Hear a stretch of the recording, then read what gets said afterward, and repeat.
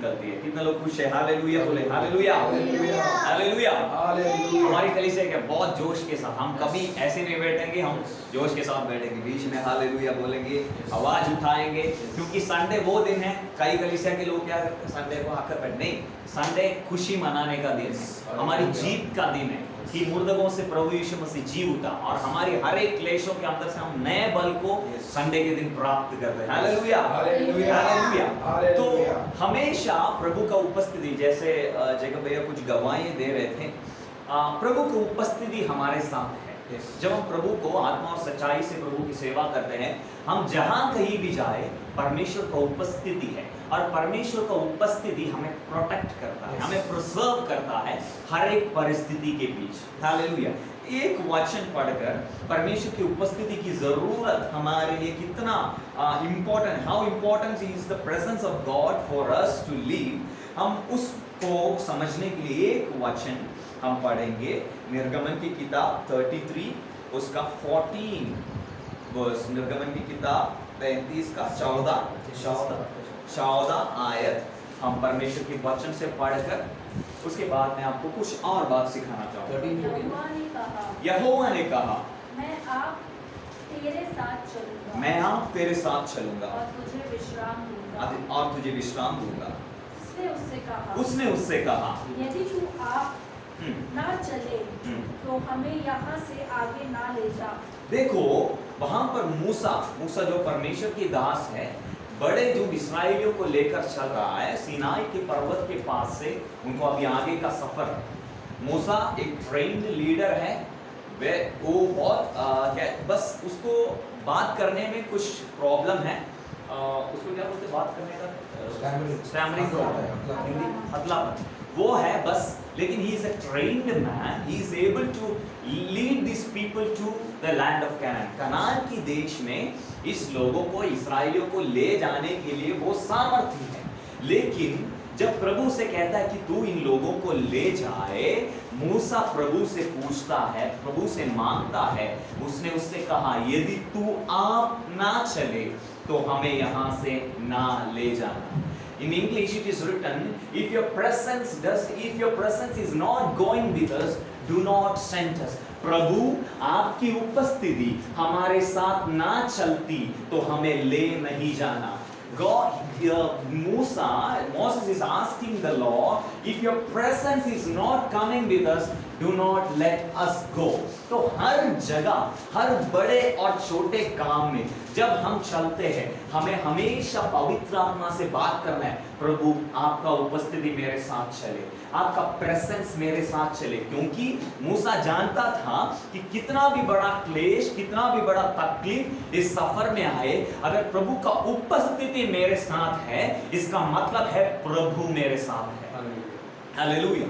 So there are many Christians who does not recognize the presence of God। Hallelujah. प्रभु की उपस्थिति को महसूस करना, उसे समझना, वो एक बड़ी बात है। हालेलुया। जिस जगह पर भी आप रहते हो वहां पर प्रभु की उपस्थिति है। क्योंकि बेतेल में जब याकूब, अब्राहम का पुत्र याकूब जब आया था, इसहाक का पुत्र याकूब जब आया था, वहां उसने एक पत्थर को अपनी सर पर रखकर वहां पर सोया, और उसने दर्शन देखा कि स्वर्ग से दूध उतरते हैं और स्वर्ग से दूध चढ़ते, स्वर्ग की ओर चढ़ते हैं, बड़ी सीढ़ी स्वर्ग से, और स्वर्गदूत उतरते चढ़ते देखा, और उसने समझ लिया कि ये जगह पर यहोवा है, ये जगह पवित्र है। और जहां कहीं भी याकूब गया, प्रभु उसके साथ चला। हम वचन में देखते हैं, जहां कहीं भी यूसुफ गया, प्रभु उसका साथ गया। इसका मतलब ये नहीं कि उसकी परेशानी नहीं है, उस परेशानी के बीच में भी प्रभु उसके लिए राह खोलता है। हालेलुया। हमारी परेशानियों के बीच अगर प्रभु का उपस्थिति हमारे साथ है, तो उस परेशानियों के बीच में भी प्रभु का राह हमें दिखाई देता है। हालेलुया। लाल समुद्र उनके सामने आए, बिल्कुल आए, वो डर गए, थोड़े समय तक वो क्लेश में रहे, लेकिन उसके अंदर भी प्रभु का एक राह, प्रभु का एक डोर, प्रभु का एक, हालेलुया, एक आशीष का दरवाजा प्रभु ने उनके लिए खोला। इसका मतलब है the presence of God is what preserves us. परमेश्वर की उपस्थिति हमें बचाए रखता है, परमेश्वर की उपस्थिति हमें प्रोटेक्ट करता है। जब पवित्र आत्मा हमारे अंदर है, परमेश्वर की उपस्थिति को हम लेकर चलते हैं, हमारे चारों ओर परमेश्वर का दूध है। Hallelujah, hallelujah. और परमेश्वर की उपस्थिति जब प्रकट होता है, हमारा दिल, हृदय हल्का हो जाता है। परमेश्वर की उपस्थिति जब प्रकट होता है, वहां पर हम रोते हैं। हम ऐसी बहुत स्ट्रॉन्ग मैन को बाइबल में देखते हैं जो परमेश्वर की उपस्थिति में रोया है। Dawood, he was a great warrior, but he wept in the presence of God. He worshipped God with tears. वो आंसुओं के साथ प्रभु की आराधना। कितना भी स्ट्रॉन्ग मनुष्य हो, अगर परमेश्वर का प्रेजेंस उसको छू लिया तो उसके आंख से आंसू आएगी, उनका हृदय हल्का होगा, क्योंकि the presence of God invades your soul. वो परमेश्वर का उपस्थिति आपके अंतरी आत्मा में प्रकट होता है, आपके अंदर को छूता है। कोई मनुष्य का शब्द, कोई गीत नहीं, जब उस गीत में, जब उस वचन के अंदर पवित्र आत्मा का उपस्थिति है, वो आपके हृदय को छुएगा, आपके इमोशंस को छुएगा और आपको रीजनरेट करेगा। आपको रिन्यू करने वाला सामर्थ परमेश्वर की उपस्थिति में है। और परमेश्वर की उपस्थिति आपके साथ है तो परमेश्वर के वचन से प्रभु आपसे बात करेगा। आप ड्राइनेस फील नहीं करोगे। जब भी आप अपनी आत्मिक जिंदगी में ड्राई फील करते हो, आपको दौड़ कर जाना है प्रभु की उपस्थिति में। प्रभु आपका presence, I want to enjoy your presence, I want to feel the power of the Holy Spirit. वो पुकार हमेशा हमारे अंदर से होना है, और जो कोई हमारे पास आए वो भी हमसे प्रभावित होंगे। Hallelujah. They will recognize something different in you. They will recognize the presence of God in you. They will recognize the glory of God manifesting on your body. आज हम उपवास के 4th डे हैं। पिछले दिन हम जब चल रहे थे, मैं बोल रहा था जैकब भैया, आपके चेहरे पे एक चमक आया है, बहुत चमक आया। तो पिछले बार भी जब उपवास किए, वो बोल रहे थे कि मैं देखा कि मेरे फेस ग्लो हो रहा है। Of course, when you fast, when you pray, when you sit with God, that glow, it's not something physical, it's from God that comes upon you. वो आपके चेहरे पर उतर कर आता है। प्रभु का उपस्थिति, प्रभु के स्वर्गदूत हमारे घर पर आते हैं, जाते हैं, हम देखते नहीं, लेकिन स्पिरिचुअल रेलम को प्रभु हमारे ऊपर ओपन करता है। हालेलुया, स्वर्ग खुल जाता है। हालेलुया, कई दर्शनों में परमेश्वर के दास लोग ने कहा स्वर्ग खुला है। स्वर्ग खुला है, इसका मतलब है the favour of the Lord is upon us. Hallelujah. और जब परमेश्वर का फेवर हमारे ऊपर आती है तो परमेश्वर हमारे प्रार्थना के बिना हमारे हर एक जरूरतों को पूरा करना शुरू करता है। परमेश्वर का वचन है, यहोवा के डर मानने वालों के मनोरथों को वो पूरा करता है। You can just open Psalms 37 verse 4। वहां पर ऐसा लिखा है कि those who fear the Lord, God will fulfill the desires of their heart। Hindi में ऐसा लिखा है, यहोवा के डर मानने वालों का हृदय की एक एक मनोरथों को, छोटी सी छोटी प्रार्थनाओं को भी, वो प्रार्थना करे या नहीं, प्रभु उसे सफल करता है। Psalms भजन संगीता 37 उसका verse 4, उसमें हम देखते हैं He will give you the wish of your heart। पढ़े। यहोवा को अपने सुख का मूल जान, और वह तेरे मनोरथों को पूरा करेगा। See, आपका सुख का मूल प्रभु यीशु को जानो। हम आपकी प्लेजर, यो क्या कहते हैं, आपका खुशी, आपका क्या है, आपकी जिंदगी में क्या चीज आपको तृप्त करता है, what makes you happy, what gives you joy। अगर वो जॉय देने वाला परमेश्वर की उपस्थिति है, प्रभु आपका प्लेजर है, प्रभु आपका जॉय है, प्रभु आपकी खुशी है, प्रभु की उपस्थिति आपका हृदय खोलने का जगह है। आप प्रभु को अपना खुशी का मूल, अपनी जिंदगी के मूल आप समझते हो। If you enjoy in the presence of God, if you bask yourself in the presence of God, then परमेश्वर का वचन यह है, आप पूछने की जरूरत नहीं, आपके मनोरथों को, even the desires of your heart, He will fulfill। कितने लोग विश्वास करते हैं कि प्रभु मेरे हृदय की इच्छाओं को पूरा करेगा, क्योंकि मैं परमेश्वर की उपस्थिति को सबसे परमोत्तम समझता हूँ, परमेश्वर पर मैं मगन होता हूँ। If you enjoy God, if you enjoy His presence, if you love His presence, if you love His word, if you love Him, then the desires of your heart, without you praying, आप प्रार्थना करने बिना आपकी हृदय की इच्छाओं को पूरा कर देगा, because you enjoy, you give preference to the presence of God. आप परमेश्वर की उपस्थिति को प्रथम स्थान देते हो, इसलिए प्रभु आपका कंपनी एंजॉय करता है. Do you know, हमेशा बाइबल में परमेश्वर अपने लोगों का संगति को एंजॉय करता है. Hallelujah.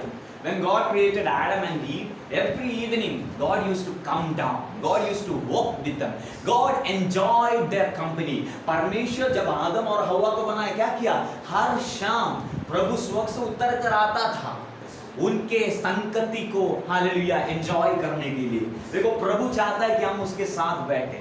प्रभु चाहता है कि हर पल हम प्रभु से बात करते रहे. हमारी जिंदगी के आने जाने, कोई भी काम में हम लगे हो, उस समय भी हम प्रभु से बात कर सकते हैं. हम जीसस से बात कर सकते हैं. एक हमारे एक क्लोज फ्रेंड की तरह हम उससे बात करते रह सकते हैं और वो प्रेजेंस हमारे ऊपर बना रही. और जब क्लेश और कठिनाई आएगा, वो प्रेजेंस हमें कवर करेगा. जब हम बलहीन होते हैं, वो उपस्थिति आकर आपको घेर लेगा.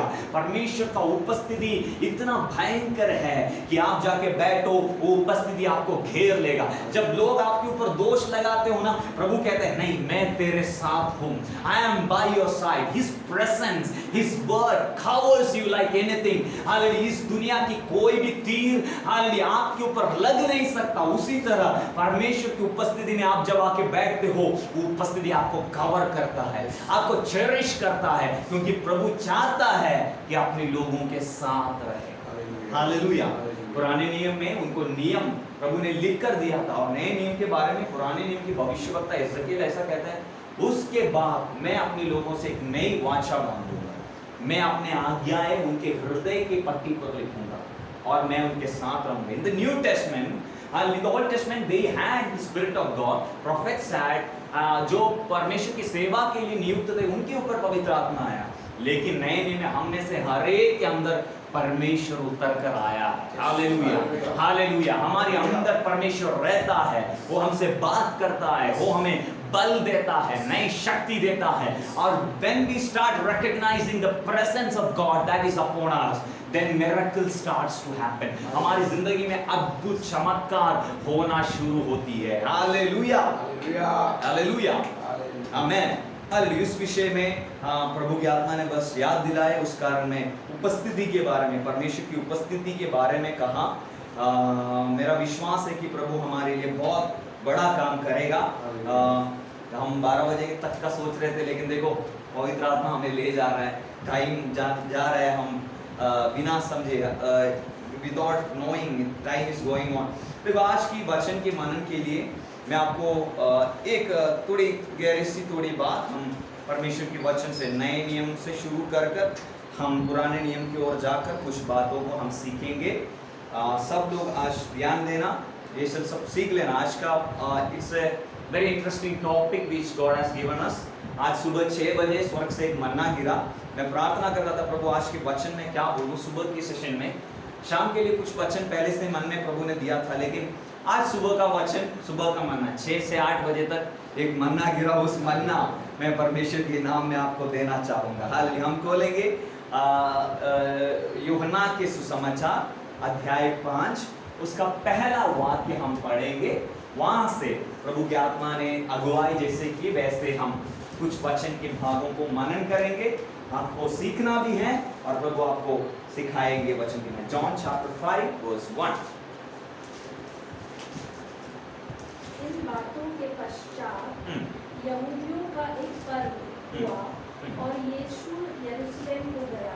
देखो, उस वचन जब पढ़ा तो प्रभु की आत्मा, आई वाज प्लानिंग उसके नीचे के भाग को एक्सप्लेन करने का, उस वचन से मनन करने का मैं सोच रहा था. लेकिन इस वचन पवित्र आत्मा ने मेरे हृदय में स्ट्रक किया कि यहूदियों का एक पर्व था और यीशु यरूशलेम को गया. Hallelujah, hallelujah. कितने लोग विश्वास करते हैं कि आज पवित्र आत्मा मुझसे बात करेगा.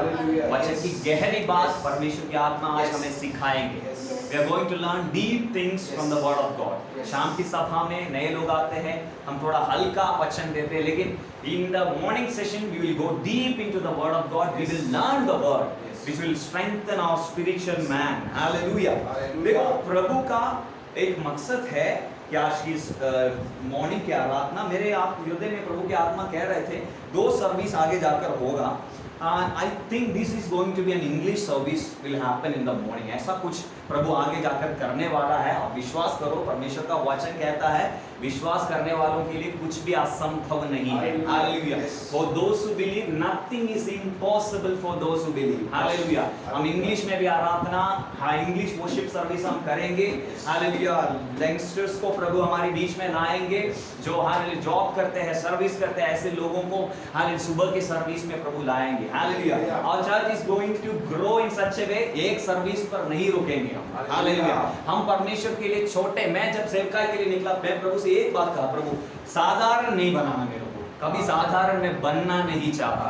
Hallelujah. When God calls you, God wants to make you something extraordinary. Yes. साधारण नहीं हो, आप प्रभु के लिए असाधारण कार्य के लिए चुने हो. Yes. साधारण चीज सब कर सकते हैं, दुनिया के सब लोग साधारण चीज कर सकते हैं, एक एजुकेशन, एक डिग्री, एक जॉब, ये सब कोई कर सकता है, लेकिन हमारा मकसद क्या है? To do something extraordinary for God. Hallelujah. तो हमारी सेशन सर्विसेज एक नहीं होंगे, एक से ज्यादा होंगे. मैंने ऐसे बहुत परमेश्वर की दासों को जाना है. 7 सर्विस इन ए डे. 9 बजे से आराधना शुरू होती है 8 बजे तक. हालेलुया. हालेलुया. तो वर्शिप द क्वायर को 6 बार वही आराधना करना है, परमेश्वर के दास को 7 बार प्रचार करना है एक दिन में. हालेलुया. मैं देख रहा था कि आज जेकब भैया जब वर्शिप कर रहे थे, उनकी गला, प्रभु गला को खोलेंगे. हालेलुया.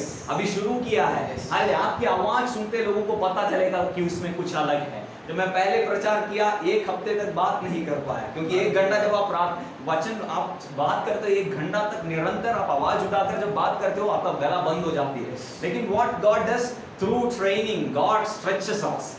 हमें स्ट्रेच करता है प्रभु, हमारी गले को प्रभु हालेलुया खोलता है कि आप घंटे तक आराधना करो, आपका गला बंद नहीं होगा. हालेलुया.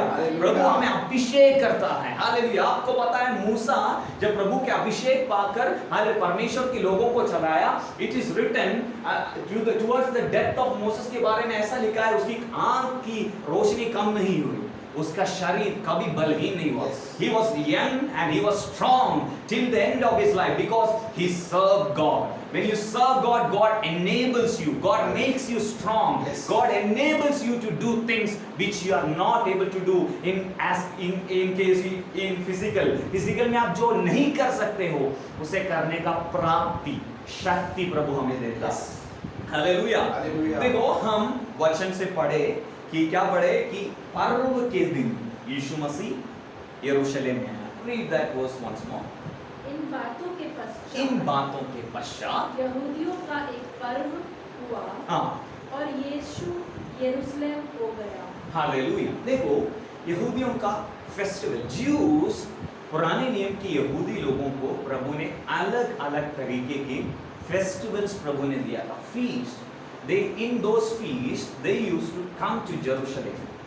कनान देश के अलग अलग भाग में है, लेकिन पर्व के दिन वो क्या करते थे, वो प्रभु की उपस्थिति में जहां पर मिलाप वाली तंबू, द टैबरनैकल ऑफ गॉड जहां पर था, वहां पर इकट्ठा होते थे और प्रभु की महिमा को गाते थे.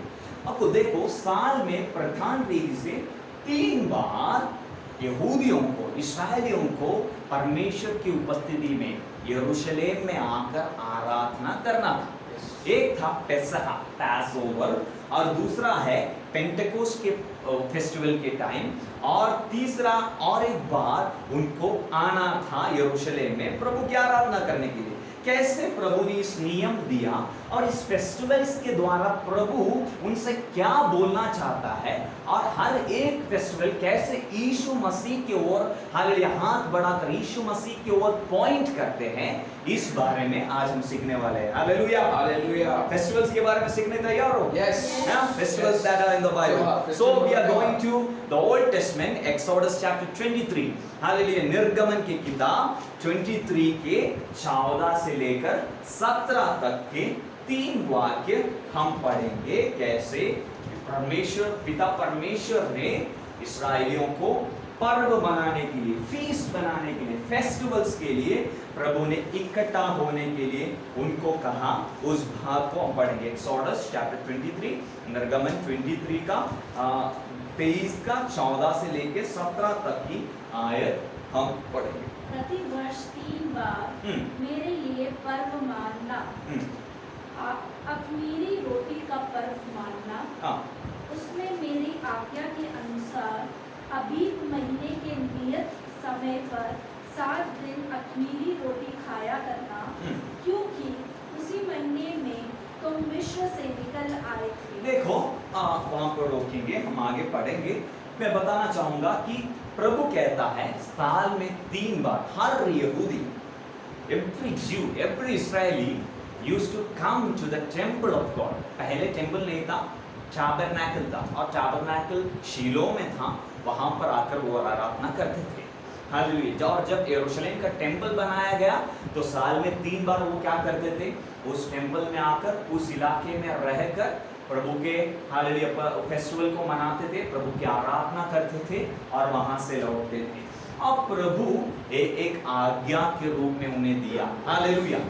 And they stayed for most of the festivals, they stayed for 7 days in the presence of God and returned to their place। देखो प्रभु पुराने नियम से चाहता है कि अपने लोग वो अलग अलग देश में रहते हैं, हालांकि वो अपने कामों में व्यस्त है। They are busy with their work, they are busy with their trading, they are busy with their cultivation, but God wanted them thrice in a year, 3 बार साल में प्रभु की उपस्थिति में आए और याद करें कि प्रभु ने उनके लिए क्या किया है, और प्रभु की आराधना करे और वो याद करे कि उनके पूर्व पिताओं को प्रभु ने कैसे मिस्र से लेकर आया। So every time we gather in front of God, हम हर समय जब हम एकत्रित होते हैं, ये हम प्रभु की आराधना करने के लिए। हम दुनिया के कामों में कितने दिन, 6 दिन हम दुनिया वाले कामों में व्यस्त थे।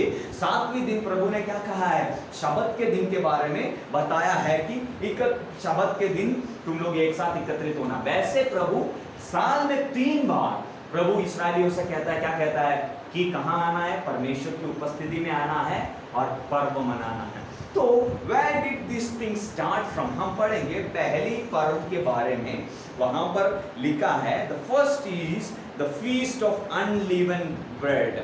वहां पर हमने पढ़ा कि अख़मीरी रोटी का पर्व मनाना, अख़मीरी रोटी। See, when we make, हम जब अप्पम बनाते हैं हम यीस्ट डालते हैं, फर्मेंटेशन होने के लिए हम ये करते हैं, तो खमीर हो जाते हैं, उसको खमीर बोलते हैं। It's called leaven it is called।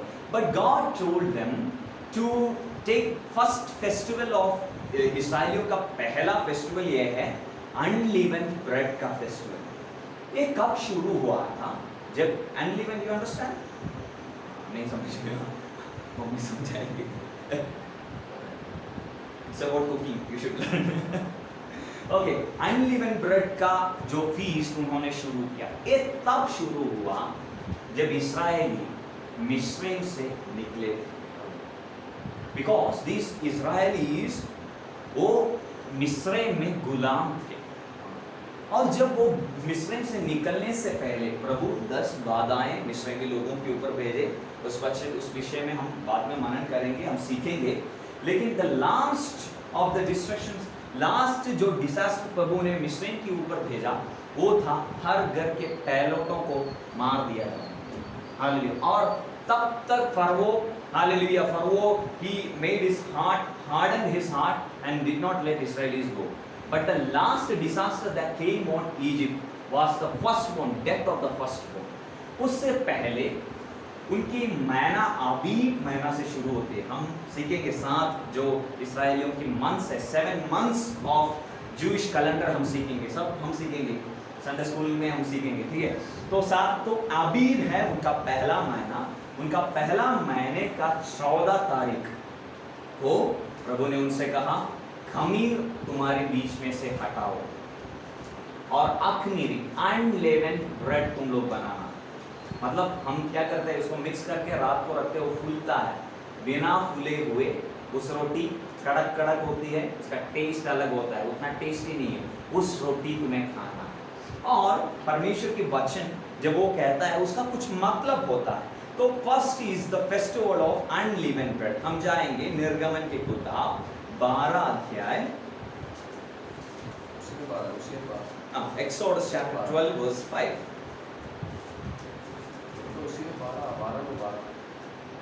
तुम्हारा मेमना निर्दोष और 1 वर्ष का नर हो, और उसे चाहे भेड़ों में से लेना चाहे बकरियों में से। See, okay, 12 के 5.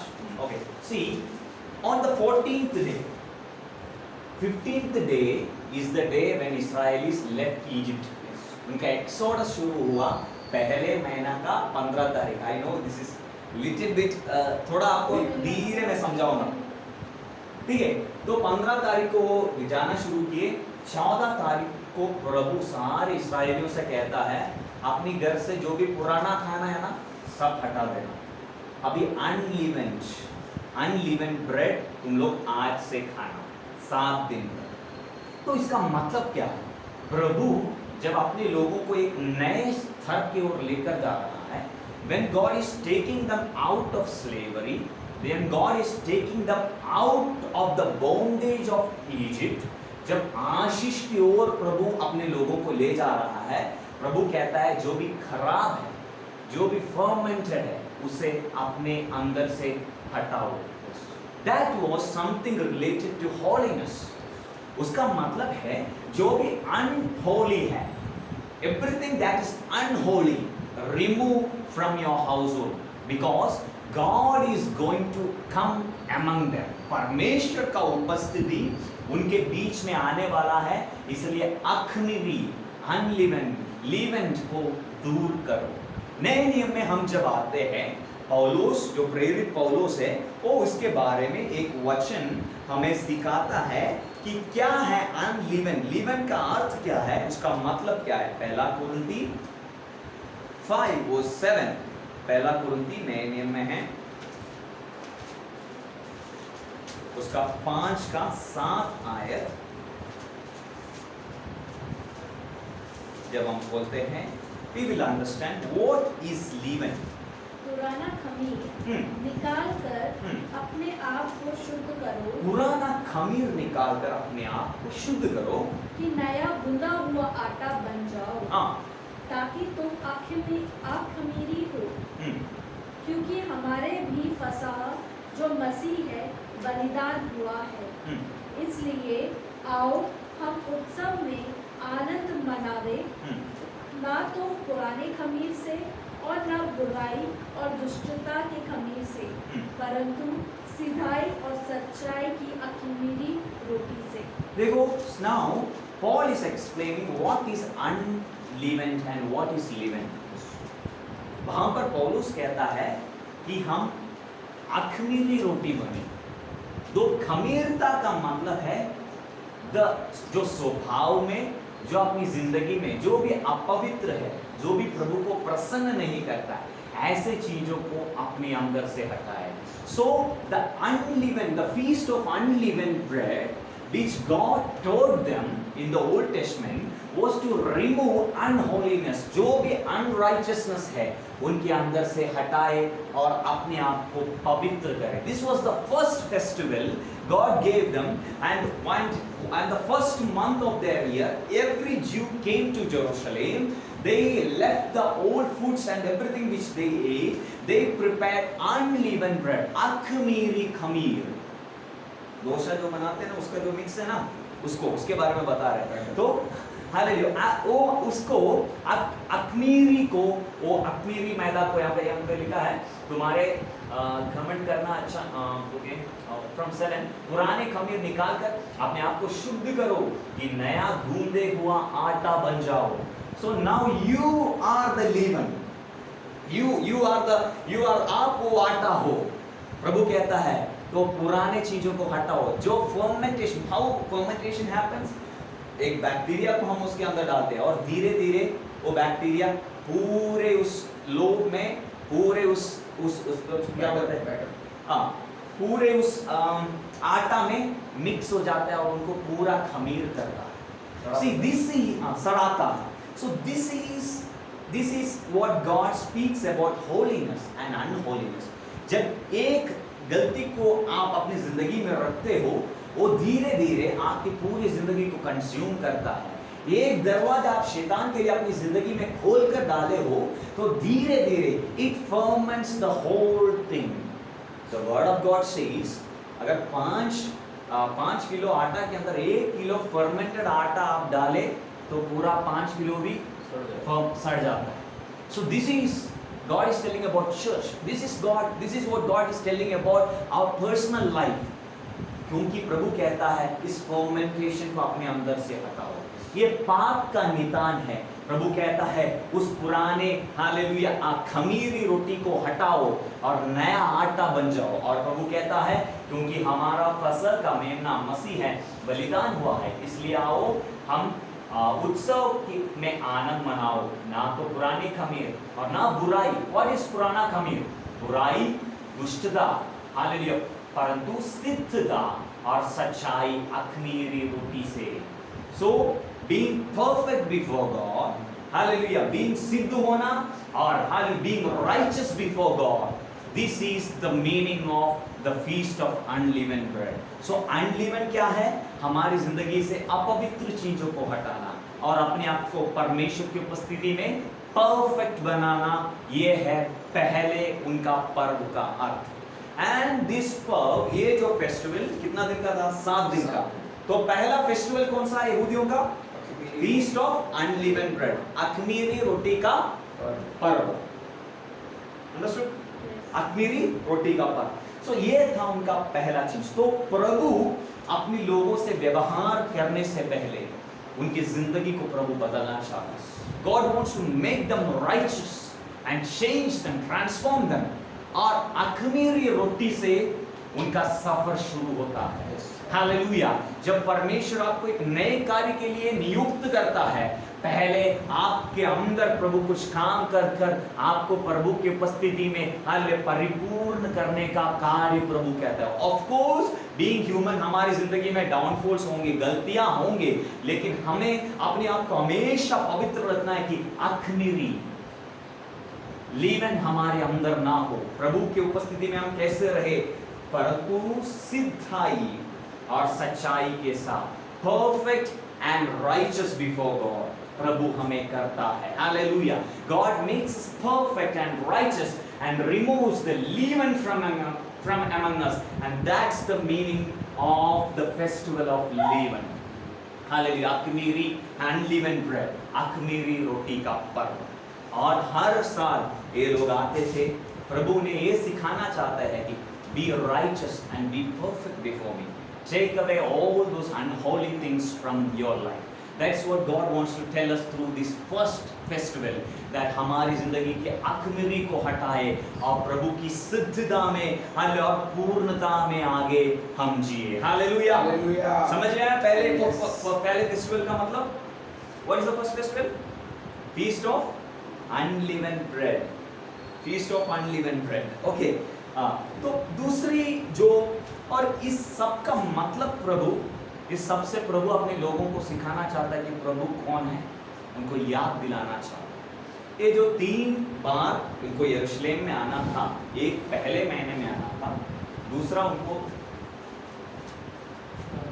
तीसरे महीने में आना था, और तीसरी उनको 7वें महीने में आना। तो first festival they had is the festival of unleavened bread. कितना?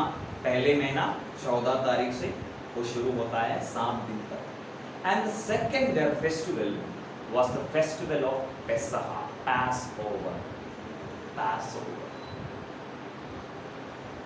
यीशु मसीह का मौत पैसओवर के दिन पे हुआ। पेसह के 2 दिन पहले तैयारी के दिन यीशु मसीह को पकड़वाया गया। पैसओवर का मतलब हमें समझना है, तो जैसे हमने गिनती एक्सोडस चैप्टर 5 जैसे हमने पढ़ा, वो भाग हमने और एक बार पढ़ेंगे। एक्सोडस चैप्टर 12 में हम देखते हैं कि फसह क्या है। फिर I am reading from verse 1, फिर यहोवा ने मिस्र देश में मूसा और हारून से कहा, यह महीना तुम लोगों के लिए आरंभ का ठहरेगा, means this will be your first month, अर्थात वर्ष का पहला महीना यही ठहरेगा। इस्राएल के सारी मंडली से इस प्रकार कहे, इसी महीने 10वें दिन को तुम अपने अपने अपने पितरों का घराने में के अनुसार घराने के पीछे एक मेमना ले लेना। प्रभु मूसा और इस्राएलियों से कहता है, व्हाट इज पेसहा, पेसहा के बारे में प्रभु कहता है कि एक मेमने को लेना, हर एक परिवार एक मेमने को लेना और उस मेमने को काट कर उसका लहू निकाल कर अपनी घर के उसके लहू निकालना और एक मेमने को अर्पण करने के लिए प्रभु ने कहा है। विल रीड वर्स 5, तुम्हारा मेमना निर्दोष और 1 वर्ष का नर हो और उसे चाहे भेड़ों में से लेना उसे चाहे भेड़ों में से लेना चाहे बकरियों में से लेना, तब वे उसके लहू में से कुछ लेकर अपनी घरों में मेमने की खाएंगे। उनके द्वार के दोनों आलंगों को और चौखट से सिर पर लगाना। सी गॉड आस्क्ड देम कि उनके घरों के दोनों आंगनों पर उनके घर के जो दरवाजे के ऊपर इस मेमने के लहू को लगाने के लिए प्रभु ने उनसे कहा। इसका मतलब ये है कि एक मौत हो रहा, उस रात इजिप्ट के हर एक व्यक्ति के घर पर मौत हुआ, लेकिन प्रभु ने अपने लोगों से कहा, जिसके घर के सामने मेमने का लैम्ब का ब्लड होगा उस घर को मैं नहीं चुनूंगा। Pass over means God passed over, उनको एक बड़ी विपत्ति देश में आई, एक बड़ी विपत्ति सारे लोगों के ऊपर आई, but the angel of death, मौत का दूत वहां पर मिस्रईम में प्रत्यक्ष हुआ, लेकिन इस्राएलियों के किसी के घर को वो मौत का स्वर्गदूत छुआ नहीं। The angel of death came over all the houses of Egyptians. Egypt से की राजा से लेकर सबसे नीचे व्यक्ति तक मौत के दूत आया, लेकिन जिन जिन घर में मेमने को काटा और उसके लहू को अपनी वो दरवाजे के ऊपर जिन्होंने भी लगाया, उसके घर के अंदर कोई विपत्ति नहीं आया।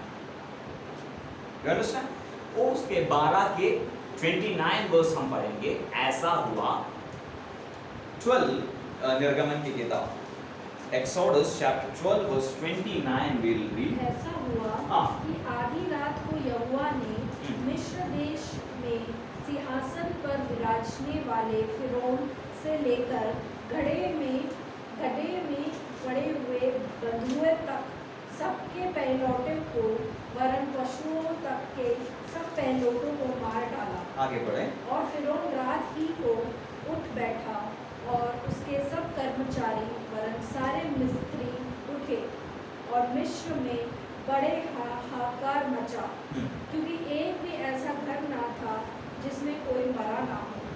तब फिरौन ने रात ही रात में मूसा और हारून को बुलाकर कहा, तुम इस्राएलियों समेत मेरी प्रजा के बीच से निकल जाओ और अपने कहने के अनुसार जाकर यहोवा की उपासना करो। See, when destruction hits every people, अगर मेमने का लहू है तो the blood of Jesus is our protection। देखो, उनको प्रभु ये सिखा रहा है दूसरे पद के द्वारा, पेसहा के द्वारा प्रभु ये सिखाया कि वो मर सकते थे। When the angel of death came, मौत का दूत जब आया, उनका भी मौत हो सकता था, लेकिन उनके जगह पर एक मेमना को मारा गया और उस मेमने का लहू चिन्ह था कि कोई दुष्ट चीज उनके घर पर ना हो। The sign on the doorpost, the blood on the doorpost of Israelis were the sign that they are covered and the angel of death cannot touch them। Hallelujah. इसका मतलब यह है कि अगर इसका मतलब मैं आपको समझाऊं, हमारे नए नियम का पेसहा का मेमना प्रभु यीशु मसीह। All these festivals pointed towards Jesus।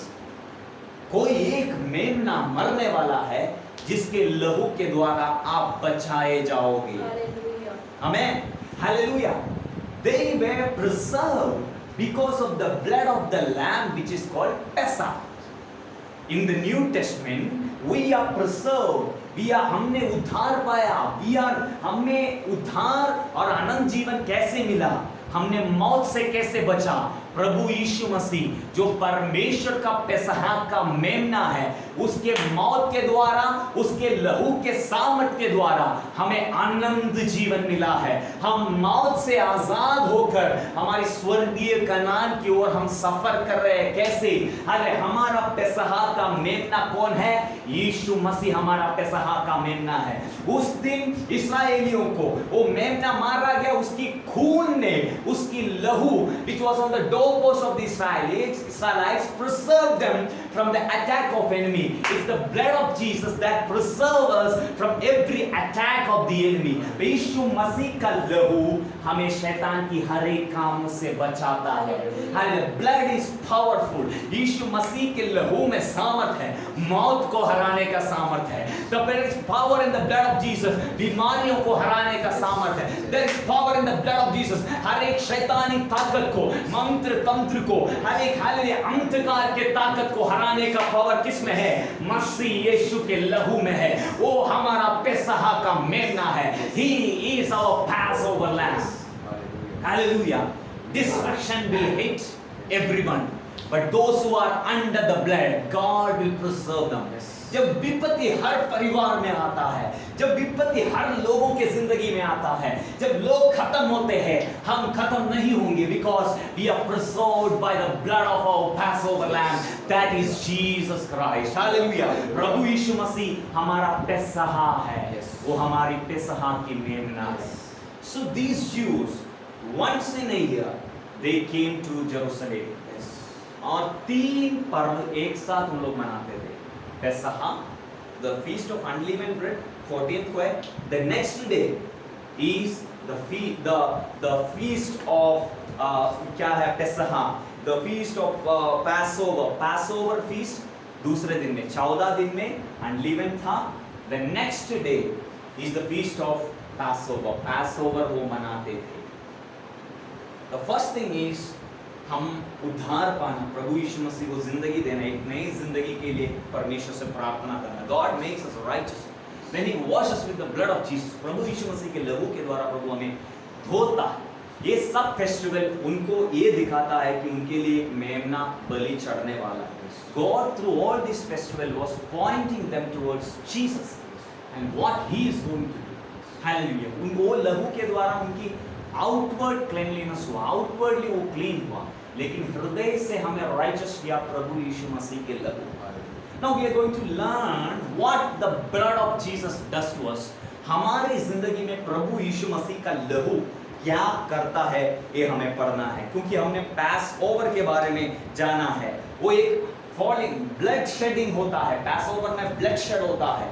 प्रभु यीशु मसीह को हाले पॉइंट करता है। प्रभु यीशु मसीह पास ओवर के दिन मारा गया था। Hallelujah. In the day of the festival of Passover, Jesus was crucified। It was done because to fulfill the Old Testament। पुराने नियम के परमेश्वर के वचन की पूर्तिकरण करने के लिए परमेश्वर का मेमना पास ओवर के दिन, जैसे यहूदी वहां से निकले लैम्ब की ब्लड से प्रिजर्व होते थे, उसी तरह on the day of Passover the lamb of the New Testament, मनुष्य के पापों को उठाने वाला नए नियम का परमेश्वर का मेमना प्रभु यीशु मसीह हमारे लिए मारा गया। And his blood changes our life. प्रभु यीशु मसीह का लहू हमारी जिंदगी को हालेलुया बदलती है। Hallelujah। Whenever you feel something, some attacks or something you feel uncomfortable, hallelujah, rely on the blood of Jesus। प्रभु यीशु मसीह के लहू, लहू के अंदर ताकत है, क्योंकि पुराना नियम कहता है लहू के अंदर जीवन है। And by His blood He cleansed us। Hallelujah. हम पढ़ेंगे पहले यूहन्ना के पत्री, you can read, it's just before Revelation। प्रकाशित वाक्य से पहले हैं पहला यूहन्ना 1:7। हम वहां पर हम ऐसे पढ़ते हैं कैसे प्रभु यीशु मसीह के लहू हमारी जिंदगी को धोकर परमेश्वर की उपस्थिति में शुद्ध करता है। 2-3 वचन यीशु मसीह के लहू को लेकर हम पढ़ेंगे। Yes 7 first For many deceivers have gone out into the world who do not confess. That's second letter, first letter, just before यदि that. जैसा वह ज्योति में है वैसे ही हम उसका भी समय। ज्योति में चले तो एक दूसरे से सहभागिता रखते हैं और उसके पुत्र यीशु का लहू हमें सब पापों से शुद्ध करता है। देखो क्या लिखा है, और उसके पुत्र यीशु का लहू हमें सब पापों से शुद्ध करता है। The first thing that blood of Jesus does in your life, it cleanses you whole. Hallelujah. It cleanses your body, it cleanses your soul, it cleanses your spirit. आपके शरीर को, आपके हालेलुया जीवन को, आपके आत्मा को प्रभु यीशु मसीह का लहू शुद्ध करता है। Hallelujah. Whenever we have downfalls in our life, जैसे परमेश्वर से कहे प्रभु आपकी लहू से मुझे शुद्ध करे। The blood cleanses us. Blood हमारी जिंदगी को बदलता है, हमारी सोचों को बदलता है। यीशु मसीह का लहू हमें हमारी अंदर एक बदलाव को ले आती है। Second thing, the blood of Jesus Christ does to us, we'll read from Colossians chapter 1 verse 7. Hallelujah, कोलोसियों की पुस्तक 1:7 हमें बताती है कि प्रभु यीशु मसीह का लहू हमारे जीवन में और क्या किया है। कोलोसियों की पुस्तक, गलातियर, एफेसियों, कोलोसियों।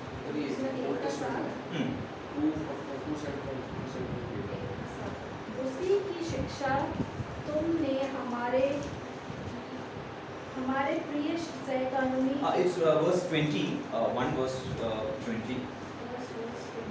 और उसके क्रूस पर बहे हुए लहू के द्वारा मेल मिलाप करके सब वस्तुओं का उसी के द्वारा से अपने साथ मेल कर ले, चाहे वे पृथ्वी पर की हो चाहे स्वर्ग में की। So God reconciled everything that is on earth, everything that is on heaven to himself through the blood of Jesus. परमेश्वर प्रभु यीशु मसीह के लहू के द्वारा हम अन्य थे प्रभु के लिए। हम परमेश्वर की वचनों को, परमेश्वर की आज्ञा को तोड़ने वाले थे। We did not had a right standing with God. We did not had a right relation with God. जो भी पाप करता है, वो शैतान का संतान है। परमेश्वर के वचन में जो पाप करता है वो दुष्ट का संतान है। We were not right with God, but the blood of Jesus made that relation come back.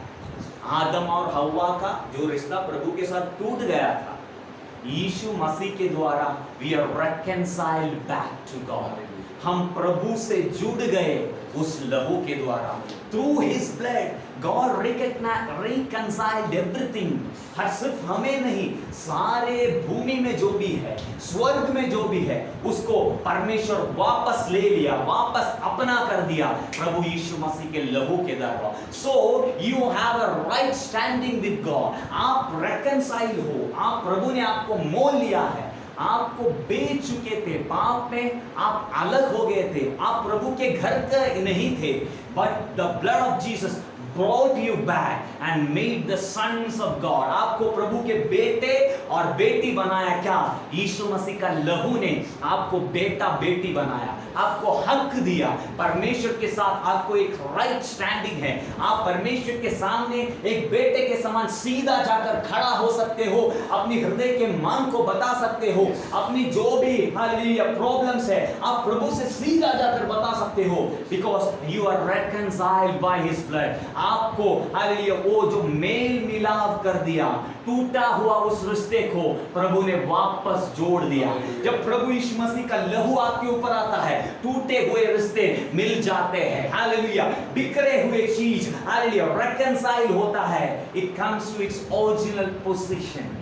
reconcile का मतलब यह है कि जो टूट गया था, जो अचितर बितर हो गया था, it comes back to its original form.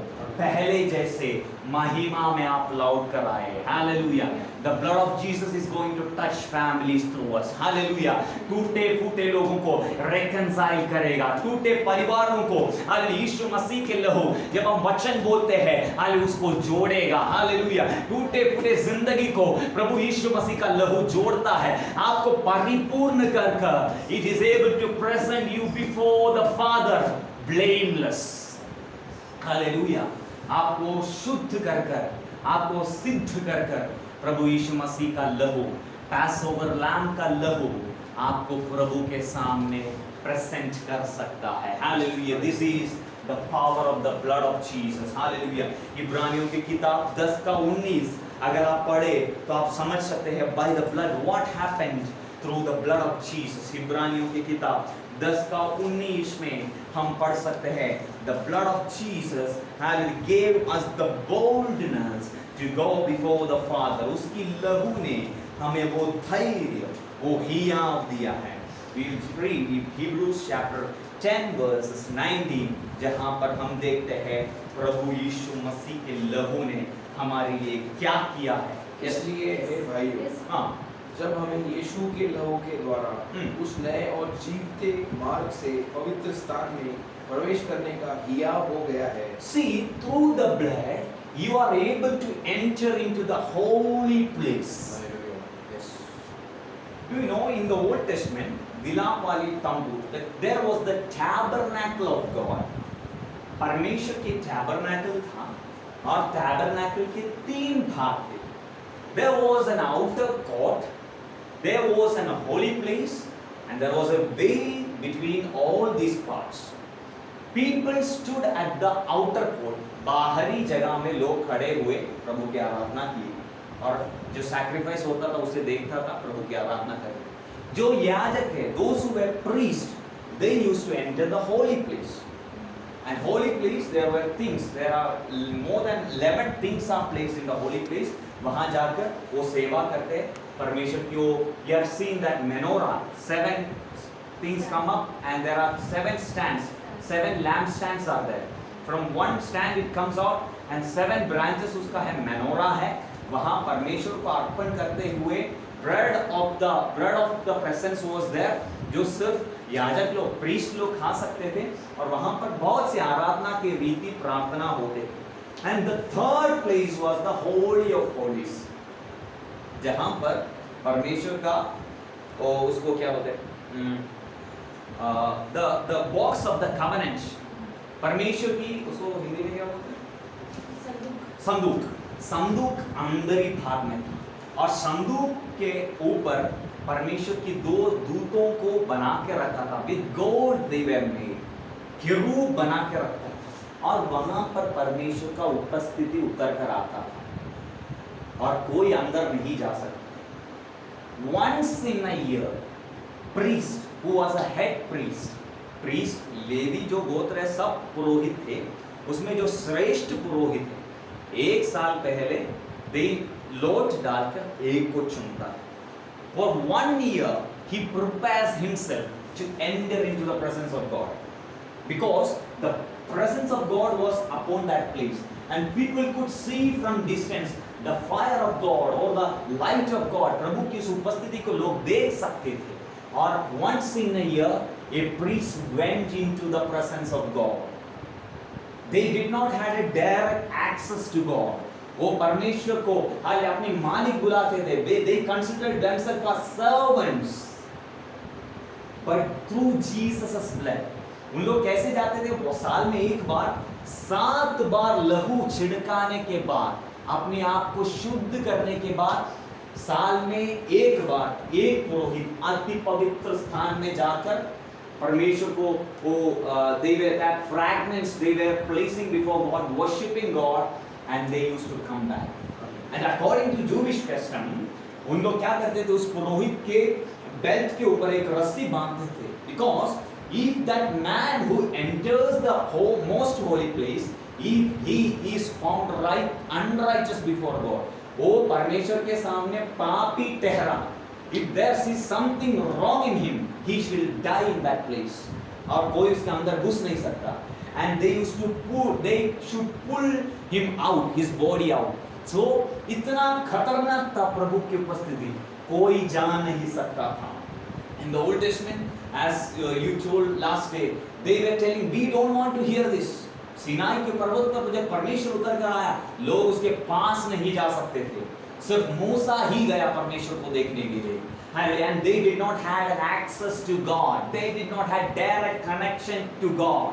But through the blood of the Lamb, प्रभु यीशु मसीह जब क्रूस पर मरा और उसने कहा एली एली लम्मा सबक्तानी, सब पूर्ण हो गया, everything is finished, when he said that, the veil of the temple, उस यरूशलेम की आराधनालय के अति पवित्र स्थान को वेल से उन लोग ढकते थे। There was strong curtain, thick curtains for each place. Holy place में एक thick curtain है, and most holy of holies जहाँ पर संदूक रखा जाता है, जहाँ पर परमेश्वर की उपस्थिति है, वहाँ पर कोई नहीं जाता। Tight, thick curtains. So इतनी width वाली बहुत thick curtains. It is said 12 रथ, 12 घोड़ों का रथ दो साइड में रखकर खींचे तो भी वो फटेगा नहीं, उतना थिक जो कर्टन है वो ऊपर से नीचे तक फट गया, अपने आप फट गया। By his death, God opened the way to Father. तब तक जो मनुष्य अति पवित्र स्थान में परमेश्वर की उपस्थिति में परमेश्वर के सिंहासन के सामने जा नहीं सकते थे, प्रभु यीशु मसीह के लहू के द्वारा हमें प्रवेश मिला है। हालेलुया। अब आप पढ़े हिब्रू चैप्टर 10 का 19 पढ़े। Now you will recognize how the blood made you able to go to the holy place with confidence. पढ़ो। इसलिए हे भाइयों, जब हमें यीशु के लहू के द्वारा उस नए और जीवते मार्ग से पवित्र स्थान में प्रवेश करने का हियाव हो गया है। See, he is telling, now you have the confidence to go to the most holy place. यहाँ प्रभु की उपस्थिति में जाने के लिए इतना डरने की बात क्या है? हियाव की जरूरत क्या है? They feared the presence of God. They could not reach God. They were set outside the tabernacle. और दूर से प्रभु को देखते थे, आज्ञा मानते थे, but they did not have the fellowship. Only the priest had once in a year. और डरते हुए परमेश्वर के भय मानते हुए वो अति पवित्र स्थान में जाते थे। But through Jesus, यीशु के डेथ के समय वो वेल को प्रभु ने फाड़ दिया और अति पवित्र स्थान का रास्ता को प्रभु ने खोल कर दिया। इसलिए वहां लिखा है यीशु के लहू के द्वारा उस नए और जीवित मार्ग से पवित्र स्थान में प्रवेश करने का हियाव है। Now you, because the blood of Jesus has purified you, because यीशु मसीह का लहू आपके ऊपर है, इस कारण आप सीधा परमेश्वर के सिंहासन के पास जाते हो। पुराने जो भी है प्रभु ने उसे हटा दिया। Now everybody is given the right to enter into God's presence and ask God as a son. एक पुत्र की समान प्रभु की उपस्थिति में जाकर अपनी हर एक मांग को प्रभु को बताने का हक प्रभु ने हमें दिया है, हियाव हमें दिया है, कॉन्फिडेंस हमें दिया है कि वो आपका खुदा है। उस समय उनके लिए प्रभु एक मालिक का तरह था। Old Testament saints, they were servants, they were serving their master, but we New Testament believers are sons and daughters. We have the right to enter into the holy place and हमारी याचनाओं को, हमारी प्रार्थनाओं को उसको देने का हिया, confidence, boldness प्रभु ने हमें दिया है। ये यीशु मसीह के लहू के द्वारा हुआ। Hallelujah. The confidence which we have, दुनिया के कोई मनुष्य के पास वो हियाव नहीं है परमेश्वर से मांगने का, पूछने का। हमें कुछ भी परेशानी है, we have someone to rely on. Hallelujah, हमारा परमेश्वर है, वो स्वर्ग पर विराजमान है, वो हमारे प्रार्थनाओं को, पुकारों को सुनता है। वो ब्लड, यीशु मसीह के लहू ने हमें उसके लिए सामर्थ्य ठहराया है। I was wondering how she prayed. And I rebuke. Where did she get that authority? Through the blood. Even a small child who is in the kingdom of God has authority over devil. Hallelujah. यीशु मसीह शैतान के sir को कुचला, उसके लहू हमें पवित्र किया, हमें प्रोटेक्ट करता है। इसलिए हर एक व्यक्ति जो परमेश्वर के राज्य के अंदर है, उसका अधिकार है, उसको पता है कि परमेश्वर मेरा पिता है, मैं कभी भी उसको पुकार सकता हूं, वो मुझे उत्तर देगा। Hallelujah. Oh boldness, you have confidence to go into the presence of God. Yes. Why? Because of the blood of Jesus. यीशु मसीह के लहू के द्वारा आपको कॉन्फिडेंस है कि प्रभु मेरा पिता है और इस दुनिया मेरा कुछ बिगाड़ नहीं सकता। Because I have the confidence, मुझे अभी हियाव है, मुझे डरने की जरूरत नहीं। The blood of Jesus gives you the confidence. Hallelujah. कितने लोग खुश है पेसहा की लहू के लिए, जो प्रभु यीशु मसीह का लहू है हमारे लिए बहाया गया। So blood in the Old Testament gave them the confidence to go to God, and the blood of Jesus in the New Testament, यीशु मसीह का लहू जो नए नियम में है, वो हमें सामर्थी बनाता है प्रभु की उपस्थिति में जाने के लिए, हमें पवित्र करता है और हमें कॉन्फिडेंस देता है हर एक शैतान की चालों के ऊपर। You will be, आप प्रबल हो जाएंगे। हालेलुया। नो जो आपके विरुद्ध में बनाया गया, हालेलुया, कोई भी प्लान्स, कोई भी योजनाएं सफल नहीं होगा। Because you have the confidence that God is with you. You are His child. Hallelujah. आप उसके संतान हो, आप कभी भी उस सिंहासन के पास जा सकते हो। हालेलुया। आप जब भी बैठ जाते हैं, आत्मा में प्रभु से कनेक्ट होता है, you are right in front of the throne of God. Through the blood, यीशु मसीह के लहू के द्वारा we became the favor, हम प्रभु के हालेलुया आंखों की पुतली बन गए। We became the favorite of God. We became hallelujah हम प्रभु के हालेलुया दैवത്തിന്റെ परमेश्वर की क्या बोलते हैं उसकी, परमेश्वर के आंख की पुतली है हम। Because we rely on the blood of Jesus.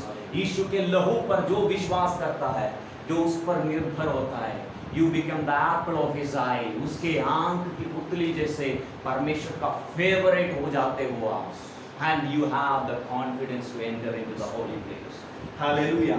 थक गए? 12:30 हुआ है। Okay, this is the second festival that God taught them. So what was the first festival? Feast of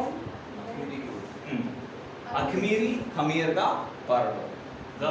It's the feast of unleavened bread. Second is Passover.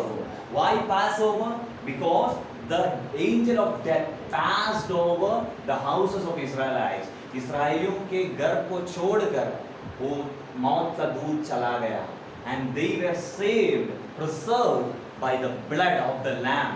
And every year they came back, and God made them remember what God has done to their forefathers. उनके पूर्व पिताओं को कैसे प्रभु ने बचाया, प्रभु ने याद दिलाया। Hallelujah. So it's really important to remember प्रभु ने हमारे लिए क्या किया है, उसे हमें याद करना जरूरी है। Hallelujah. When we gather together, that's why we share testimonies. Hallelujah, we testify what God has done for us. Hallelujah. हम याद करते हैं वो कैसे मेरे लिए कार्य किया है, कैसे मेरी जिंदगी को बदला है। और जब हम वो याद करते हैं, we'll have the confidence that whatever comes in my life, कुछ भी मेरी जिंदगी में आए, अब तक जिसने मुझे चलाया वो मुझे आगे भी लेकर जाएगा। हालेलुया। कितने लोग विश्वास करते हैं कि वो प्रभु हमें आगे लेकर जाएगा। हालेलुया। हम सब अपनी आंखों को परमेश्वर की उपस्थिति में बंद करेंगे, इस वचन की बात की